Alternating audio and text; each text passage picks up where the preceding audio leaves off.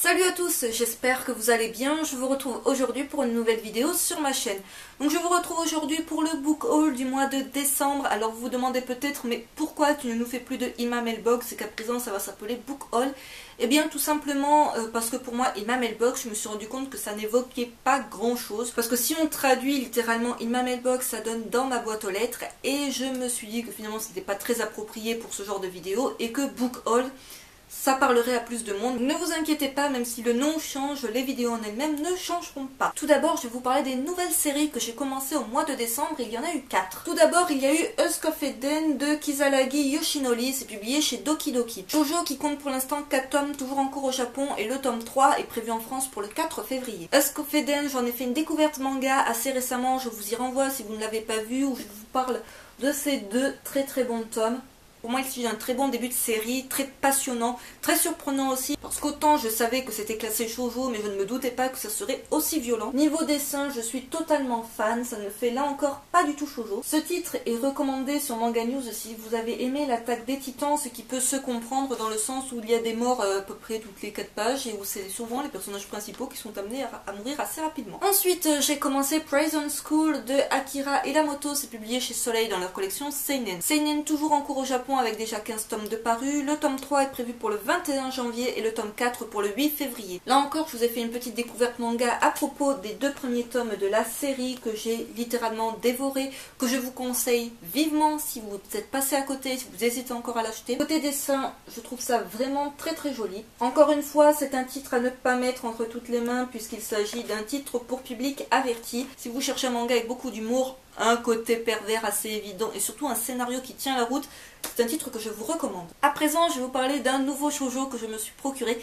qui n'est absolument pas une sortie de 2014, que je ne pensais vraiment pas me procurer parce que je ne connaissais même pas la série, mais j'ai eu l'occasion d'aller à l'Antre du Snorgle, qui est un petit peu la librairie manga sur Marseille, avec Virginie, à qui je fais de gros bisous si tu regardes cette vidéo. On a un petit peu tourné dans la librairie, c'est d'ailleurs la semaine où je me suis pris les tomes de Poison School, et elle s'est acheté le tome 10 d'une série que je ne connaissais ni d'Adam ni d'Ève, hein, c'est pour vous dire. Et donc elle m'a dit tout le bien qu'elle pensait de cette série, ce qui fait que le lendemain je suis retournée à la librairie et que j'ai littéralement acheté tous les tomes qui étaient sortis. Voilà. Merci Virginie. Et donc je vous parle en fait de Librairie Wars, Love and War de Kihiro Yumi, publié chez Glénat dans leur collection Shoujo. Pour l'instant il n'y a que 10 tomes de sortie en France, le rythme de parution est assez lent. Voilà, faut pas trop chercher à comprendre, hein, c'est Glénat. La série est toujours en cours au Japon avec déjà 14 tomes de parus, mais elle se terminerait apparemment en 15 ou 16 tomes. Donc voilà, on approche un petit peu de la fin.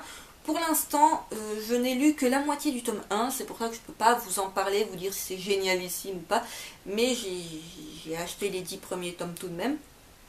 Voilà, c'est pour vous dire à quel point Virginie a su me vendre la série. Il y a même la marque pour vous montrer jusqu'où j'ai lu ce tome 1. Donc je l'ai vraiment à peine commencé, je ne peux pas vous en dire grand chose. Si ce n'est que j'aime bien, au niveau des dessins, il y a beaucoup d'humour. Au niveau de l'humour, ça me rappelle d'ailleurs un petit peu Skip Beat, bizarrement. Donc voilà ce que ça donne niveau dessin. Donc je vous ferai une vidéo chronique ou coup de cœur quand j'aurai eu l'occasion de lire les 10 premiers tomes, mais c'est pas pour de suite parce que là j'ai vraiment pas le temps. Il n'y a toujours pas de date à l'heure actuelle pour le tome 11 en France. Et enfin, pour terminer avec les nouvelles séries que j'ai commencées au mois de décembre, il s'en est rajouté une dernière qui n'était pas du tout prévue au programme. Si vous avez vu ma dernière chronique vidéo, vous savez très bien de quel titre je vais parler. Là encore, c'est un petit peu ta faute Virginie, hein. Si ce titre se retrouvait dans ma mangatech, c'est un petit peu beaucoup ta faute, parce qu'à la base, je ne comptais vraiment pas me le procurer, mais en parlant un petit peu de l'anime, bah t'as su me convaincre d'acheter le manga. Je sais pas comment t'as fait, alors que tu m'avais dit que même toi, le manga, tu le trouvais moche, et il est moche. Ouais, il est moche, quoi. Il s'agit bien évidemment des 2 tomes de SAO qui reprennent les 12 premiers épisodes de la série, et non les 25. 12, pas 25, c'est bon, j'ai imprimé. Donc là, comme je vous disais, dernière chronique vidéo où je vous dis tout le bien que je pense de ces 2 petits mangas. Voilà. Je l'ai également mis dans ma vidéo flop 2014, c'est pour vous dire tout le bien que j'en pense. Niveau dessin, c'est moche. Oui, alors je suis désolée, c'est moche, ça se dit pas. Je n'aime pas. Non mais c'est moche. Tout de même, c'est moche. Un shonen dont si vous êtes passé à côté, c'est pas bien méchant. On est bien d'accord là-dessus, c'est pas méchant si vous êtes passé à côté. Dirigez-vous plutôt vers l'anime, même si, selon beaucoup de monde, l'anime en lui-même est aussi assez moyen. Voilà, après c'est à vous de voir si c'est le genre de manga qui vous tente ou absolument pas, mais personnellement je regrette un petit peu cet achat. Je passe à présent aux fins de série. Pour ma part, il n'y en a eu qu'une seule qui n'est pas du tout sortie au mois de décembre, mais j'ai un petit peu traîné à acheter tous les tomes de la série car ils sont un tout petit peu cher, donc j'ai enfin pu conclure la série ce mois-ci. Et donc il s'agit du tome 5 de Emma de Kaoru Mori, publié chez Kiun dans leur collection Latitude. Les tomes sont à 18 €, mais regardez-moi l'épaisseur de ce tome. Et le tome 4, c'est pire. Il est encore plus gros. Je n'ai pas encore eu le temps de me plonger dans la série, mais ne vous inquiétez pas, je vous avais promis une vidéo chronique à propos de ce titre et vous l'aurez au mois de janvier. Je vous montre quand même ce que ça donne au niveau dessin, c'est vraiment magnifique. Voilà.